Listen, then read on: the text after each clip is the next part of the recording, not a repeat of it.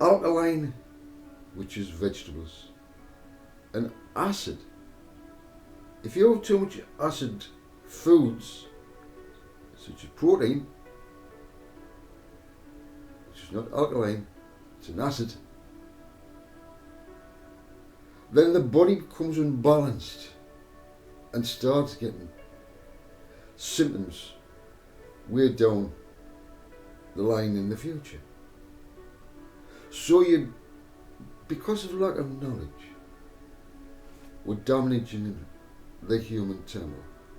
Yeshua, when he is here, and he is, would much rather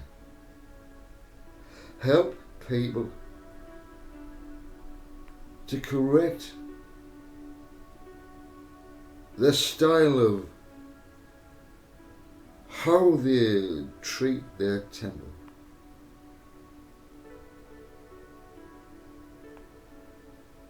You've got diabetes. Why? Why diabetes too?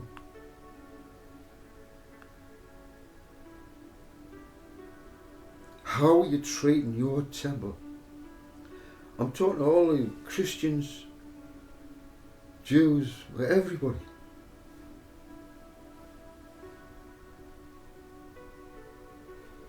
You got loads of weight on, have you? You would love Jesus to come along and say, hey brother, back to normal. Cured. If he did that for you, would you be pleased? You wouldn't have to get any surgeries to remove all this fat or anything like that. He just comes along and he goes, and then, wow, what a wonderful thing to do, Jesus, Yeshua.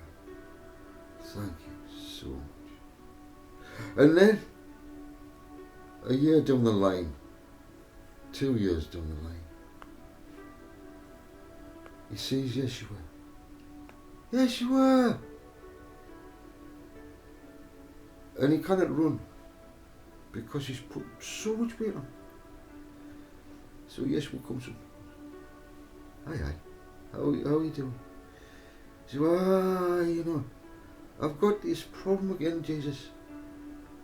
I've got this problem again, Jesus. Could you help us, please? Could you do that again, please? And what do you think Yeshua, Jesus, would say? So he comes the second time, right? He comes into the earth. He's been through all this before in the past. And he sees the cures, and then they go back to the same old, and they have the same things happen to them again. Remember, Yeshua came to cleanse the temple. And he did so in Jerusalem. Cleanse the temple. Representing when he came back in the future, he would cleanse the temple again.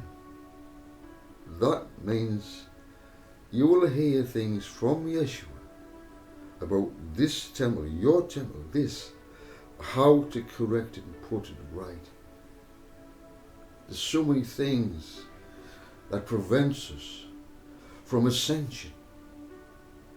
Greed. You get somebody who's so greedy. They can't ascend.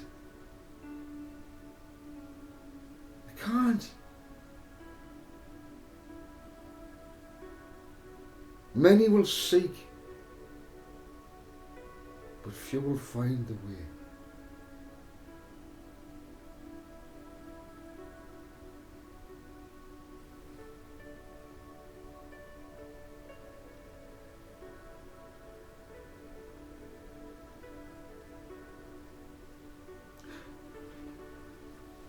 Let's say he stole off somebody.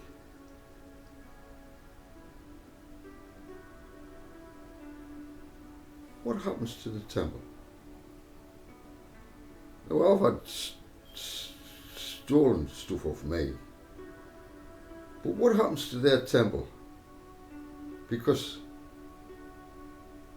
our Father will not let anything go like that. We reap what we sow, you see.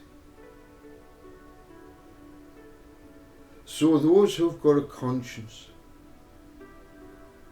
it will burn them and say, I must return this. Others will continue on with that awful feeling. It'll keep cropping up in them, crop up in them, crop up in them.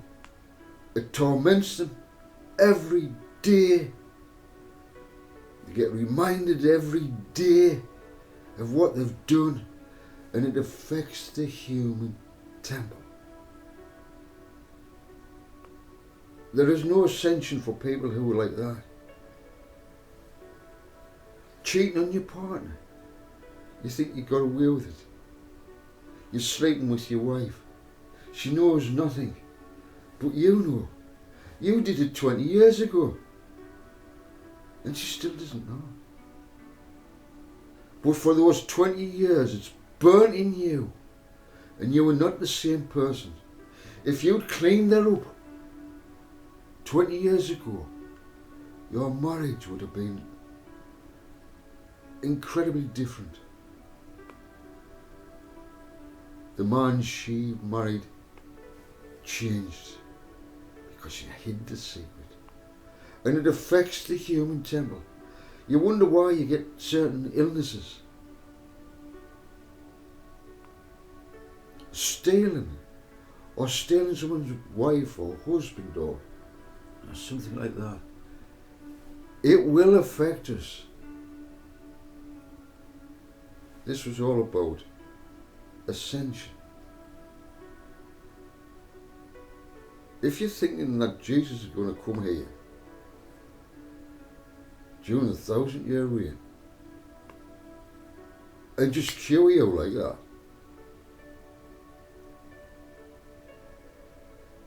what can you do to help yourself first?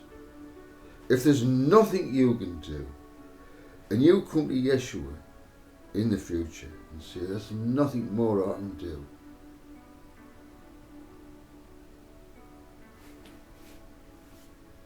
somebody might have an arm missing, a finger missing.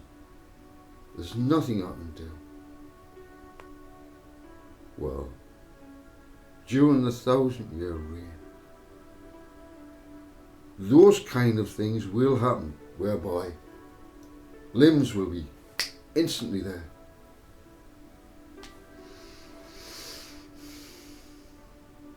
You don't believe that, do you not? Please yourself.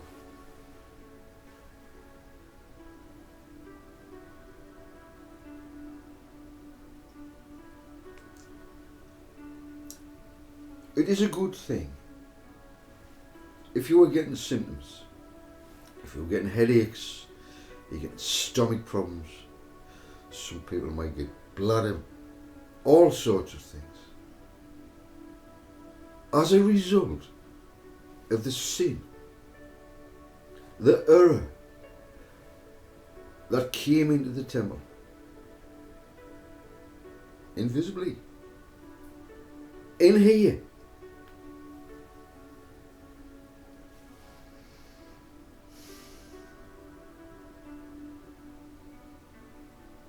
let me read you something.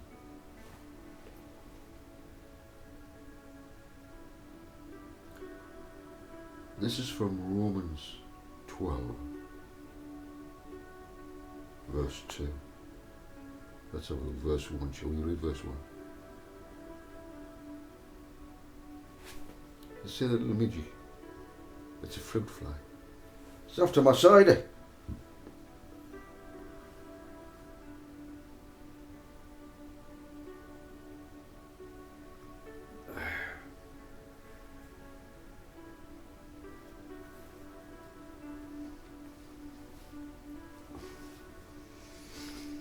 I got to prepare.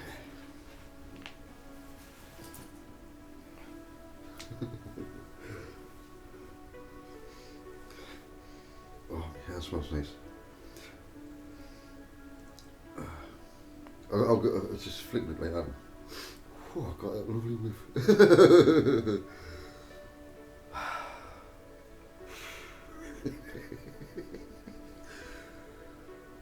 You want to see me tattoo? It's a galleon, like a tall ship. Yeah.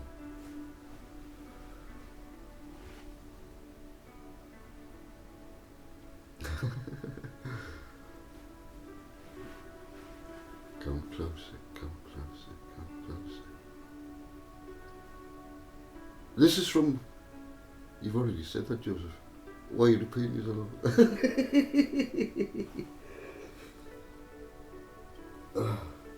Am I not allowed to repeat myself? Am I not allowed to repeat myself? I'm not allowed to repeat myself. Stop. I could sing that silly song, but I won't, because it'll get on your nerves. You know that one? I know a song that gets on your nerves. Therefore, I urge you, brothers, this is an ancient text, 2,000 years ago. Fancy that. Can you imagine somebody writing a letter and you find it in a box? It is 2,000 years old. And you find out that this fella wrote this letter to the Romans, the Roman congregation, a group of people. You had to write this for some reason. Let's find out why. Do you?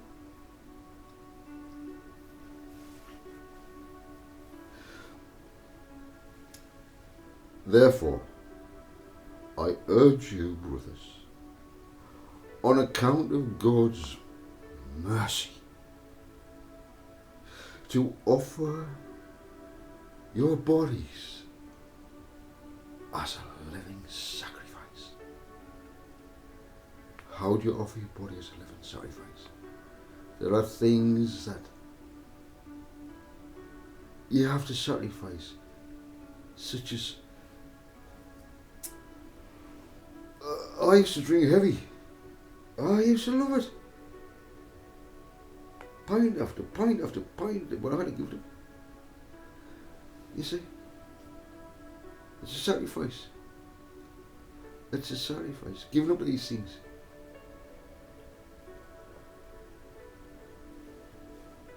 I've never given up chocolate or food.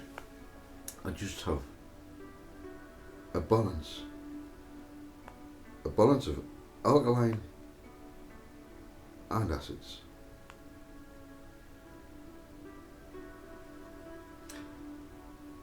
Acids, always remember, it's meat based.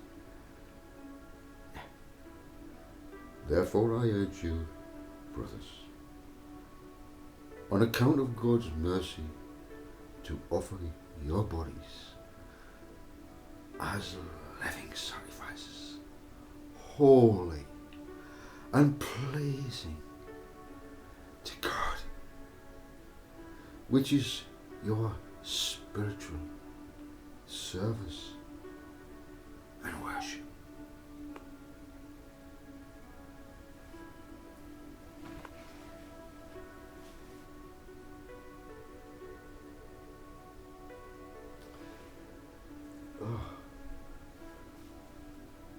This is in blue and it's hard to say, so I'm going to have to